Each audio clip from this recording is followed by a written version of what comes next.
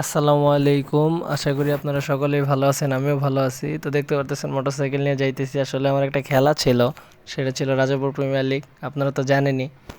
তো খেলাটা ছিল আগের শুক্রবারে, আজকে পরের শুক্রবার হয়ে গেছে, ভিডিও করা হয় নাই, অনেক কারণই আছে, একে একে সব কারণ বলবো। তো আমরা যে রাস্তা দিয়ে গেছি, রাস্তাটা ছিল ঐতিহাসিক, বালিয়াটির ভিতর দিয়ে ঢুইকা ভাই আমি আর সাব্বির পুরো পাগল হয়ে গেছিলাম সেই দিন। পুরাই পাগল হয়ে গেছিলাম, আমাদের হাতে সময়ও ছিল না, পুরা যাতা একটা অবস্থা হয়ে গেছিল। তো আমরা মাঠে যাই, মাঠে যদি সবাই ড্রেস আপ টেস আপ করে দাঁড়ায় আছে, সবাই আমার দিকে তাকায় আছে। আমি তো ভয়ে ছিলাম যে কি না কি কইরা ফেলে। তো দেখেন আমাদের সাব্বির ভাই যে আজকে আমারে মানে কি বলবো ওর ধন্যবাদ দিয়ে আমি কমাইতে পারবো না।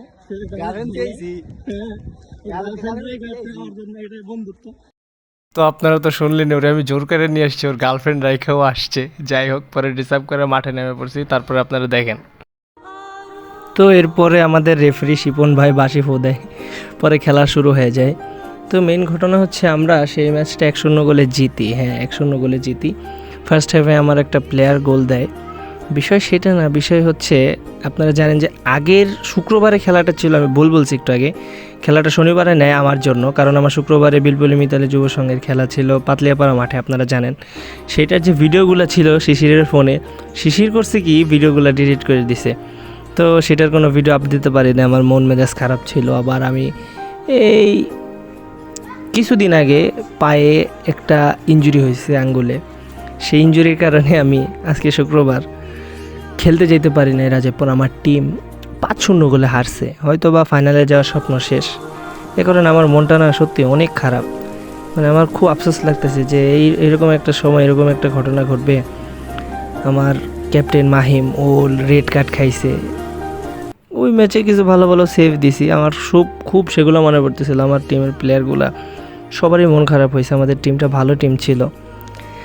যাই হোক, আল্লাহ যা করে ভালোর জন্যই করে, আল্লাহ কপালে যা রাখছে তাই তো হবে, এর বাইরে তো কিছু করতে পারবো না আমরা, শুধু আমরা চেষ্টা করতে পারবো। আসলে এই চেষ্টা ছাড়া আমাদের আর কিছু করারও নেই। যাই হোক, আল্লাহ যা কপালে লেখছে তাই তো হবে। দোয়া করি অন্য যে 3টা টিম আছে তাদের মধ্যে ইয়া হোক। তবে একটা সিচুয়েশন আছে, যে সিচুয়েশনটা হচ্ছে কালকে যদি নাইস মানে হচ্ছে কালো দল ম্যাচ জিতে, তাহলে আমরা ফাইনালে যাইতে পারি।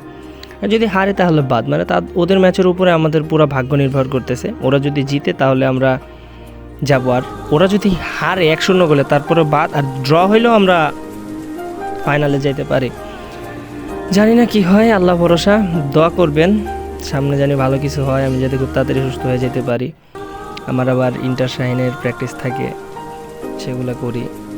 আল্লাহ জানি ভালো কিছুই কপালে রাখে। সবার জন্য দোয়া করি, আমার জন্য আপনারা দোয়া করেন, আপনাদের জন্য আমি মন ভরে দোয়া করি।